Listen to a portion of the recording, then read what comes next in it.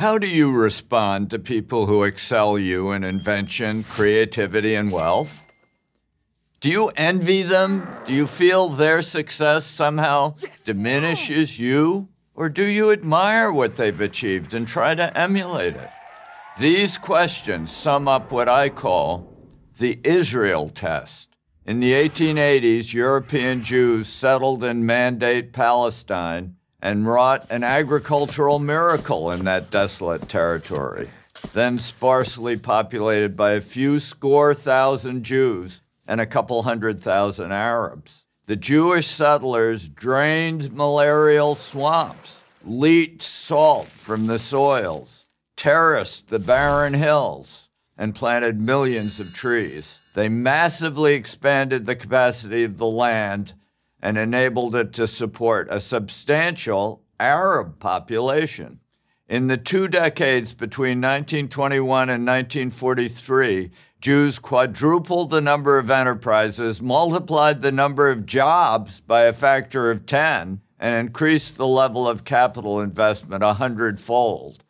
Far from displacing Arabs, they provided the capital for a major expansion of Arab farms and enabled a 7-fold rise in Arab population by 1948 to a level of 1.35 million, the largest in the long history of Palestine.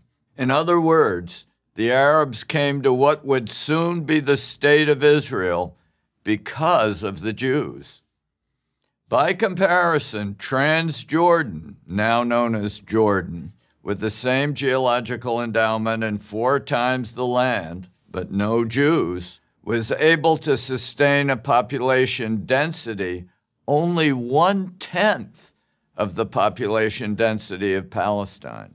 Crucial to Israel's accomplishments were world-leading technological advances in the recovery of water through desalination, drip irrigation, and sewage recycling.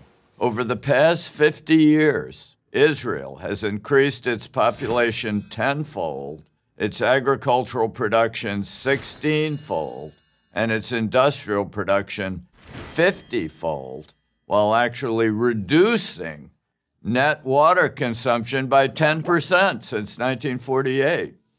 This huge expansion of effective water resources enabled the land to support not only more Jews, but also millions more Arabs. Today, the state of Israel, with its astonishing achievements in computer science and other high-tech fields, distills both the genius of the Jews and the misdirected anger of the failed states that surround her. The great divide in the Middle East is not between Arab and Jew, but between admiration of achievement, along with the desire to replicate it, and envy, accompanied by violent resentment. People who admire success, who pass the Israel test, tend to be wealthy and peaceful. People who resent achievement, who fail the Israel test, tend to become poor and violent. So again, how do you respond to people who excel you in invention, creativity, and wealth? Do you envy them? Do you feel their success somehow diminishes you? Or do you admire what they've achieved and try to emulate it? The Israel test is the central divide in the world today.